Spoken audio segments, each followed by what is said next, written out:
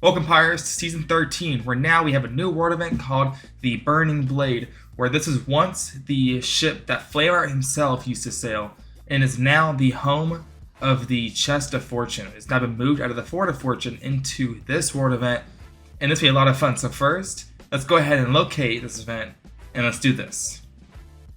First things first, I had to actually join a crew. I had a friend that I already had one of the events already on his map. So I went ahead and located it. It already had 7 levels on it, which meant that it had done the virtual site 7 times. I will go over that a little bit more as we go. For the first couple clips, whenever we start fighting this ship, my main focus is just showing you how brutal it can be.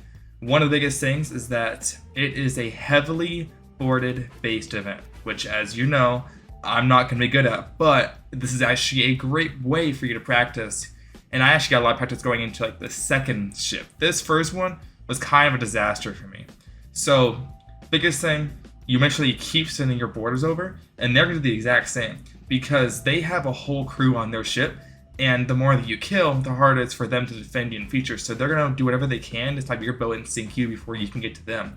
It is very important that you keep your ship near them because they can go to an island to resupply their skeletons, which I'll show you in a little bit. But as you'll see, like, they're sending boarders and boarders and boarders. This is the galleon crew, which is now harboring this world event. And I die so many times. But apparently there's actually a combination for a Burning Blade event where if you kill Athena's, which we are for the emissary, you can get a combination for it. I don't know how many it is or what you get, but this is why they want to keep us. I know we had no holes, so I just said screw it, and I just went on to a whole new server. And in this server, I did end up finding one that was captained with only level 4. So now, head on over there, and it turns out this was actually a solo pirate. So this is actually much easier for us. So now it's time for me to go ahead and board. So I go ahead and board. I didn't quite get a deck shot, but this is my first time doing an actual good board in a very long time. So for this, the ladders are going to want to capture in the back, in the middle of the ship. I barely caught this one. But you're going to see on this ship a ton of skeletons. And they're going to be stronger than most skeletons that you've encountered before. They're going to have swords, they're going to have guns, they're going to be able to shoot your ship, they're going to be able to repair. But the biggest thing they still can't do is bail water. Now, anybody who's on the ship can still defend anything that you bring onto their ship. So make sure you can do is you can kill skeletons, try to cause them damage, but your biggest goal is to kill the skeletons first because you want to prevent them from repairing whenever it's time for you to start actually attacking them. In this case, I took out a ton of skeletons. Hiccup, my friend in this clip, he did also take out like 8 or 10 skeletons, so now's a great time for us to start shooting the ship. My other time that I boarded, the biggest things I want to do is make sure that I kill as many as I can. So whatever you can, if you can, go ahead and also anchor their ship. It makes it easier for your crewmates to also help do extra damage to the ship. But the biggest thing is that you want to kill off as many skeletons as possible. Now, once the ship is captained by another crew, you can use chain shots, you can use curse balls. I believe you can still use green curse balls against skeletons if it's not captained, but I would still wait until it is captained so you can do as much damage as possible to their ship. But once they're down, they're sunk. Once a captain has secured the boat, you can't get it yourself unless you have found an uncaptained one, which we will find. But that Burning Blade is going to be worth a lot of money. So we're going to go ahead and get all our loot, put on Raid's front, and we're going to sell it. But here's the blade. So the blade is going to be worth a ton of money. And the more rituals that you do, the more money it'll be worth. The rituals, like I said several times, we're going to go over that in a second. We're going to go ahead and sell this blade, and we're going to go ahead and find a new ship for us to captain. In this case, I got almost 90,000 coins from that one blade. And the more rituals you do, the more it'll be worth. Okay, so now I'm on my own server now. I did find a ship at the outpost, so we're going to go ahead and take this down. Keep in mind that chain shots don't work. No anchor balls, no peace balls, they just don't work for these ships. So make sure that you just focus on using your using cannons, killing off the skeleton crews. Once you do enough damage to the ship, then you will have the option to captain the ship yourself, which makes it just a whole lot more fun for you.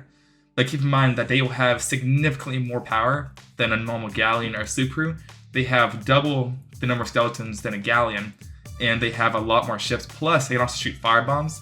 Keep in mind that you want to stay away from the front of that ship because that's a really powerful weapon which if they get that on you, then it'll set fire to every possible spot on your ship. Once you have, quote, sunk the actual ship, then you can now take control of it. It'll scuttle your ship, which means your home ship and your whole respawn and everything is going to be on your ship. Don't worry about your supplies, they will also follow you to the new ship. Now, the moment that we got the ship, we were contested by a couple of ships. The first one being a brigantine, it wasn't that good, but it's still a bother nonetheless. Another thing would also be the sloop. This sloop knew what they were doing. Thankfully, I was on a brigantine crew, so we were all pretty good. But this sloop does some serious damage. Keep in mind that you're going to have a lot of borders whenever you're also on the burning blades, so make sure that you kind of defend them, prevent them from killing your skeletons, but if they do, there is a way to get more of them back. In comes the skeleton camps. This is a whole other event in itself, where if you can complete this, you can get more skeletons on your ship. And how this works is that you gotta find the front of the cave, light the braziers, and then you have to make constellations in the sky in a room down below. It's actually a really cool event that I personally really enjoyed and would do even if you're not on the Burning Blade, which you can totally do as a raid voyage. So let's go down and see what it's all about. Okay, so here's the main room. So you're gonna see a wheel, you're going to see a magnifying glass, telescope thingy, whatever, how you want to describe it, and then you're going to see a sky around you. The sky is going to have a bunch of symbols for you that are going to be probably matching up with these 3 blocks in front of you. You have to match up these 3 blocks with the ones in the sky and create the constellations. So as you're looking around, the wider yellow circle is going to help you locate the images. The narrow yellow circle is going to actually help you draw out constellations, but if you can't see the whole picture in one view without it being obstructed, you got to use the wheel and then move it out of the way. Now that I have located the owl in this case, what I have to do is now connect the dots, and whenever I get all connected, then it'll shine saying that this is what I have done, and you got to do this for all 3 constellations. And once you do that, then the door behind me is going to open. And this is going to show you a table where you're going to be able to add value to your ship. And first, you're going to light all these braziers around. And then whenever the ship is close enough, then we're going to go ahead and look at this orb. And then we're going to interact with it. So that way, we will now gain levels on our ship, like we were seeing earlier, where the ship was like level 7, level 4. Now we're level 1. After you complete the ritual, your ship will be restocked with brand new skeletons, but keep in mind that you want to make sure that you're always bucketing your ship if you're on heavy damage, as your skeletons still cannot bucket water. Now we did do one more ritual, so now you are level 4.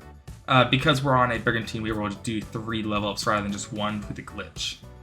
Now we're going to sell all the treasure, including the first thing we're going to always bring up is Chest of Fortune, because that's worth 50,000 gold, and it looks like they did move our little Reaper guy down to the bottom here, along with Flamar himself.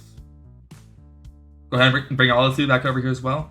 And then our final thing is that there is an orb here that we can interact with. This will actually return the Burning Blade back to Flamar himself, and once everyone does this, then you'll get a huge payout. And for us having a 4 streak, and Reaper level 5, we got 290,000 gold, which is an insane amount of money given that we're only out on that ship for about maybe an hour to an hour and a half total.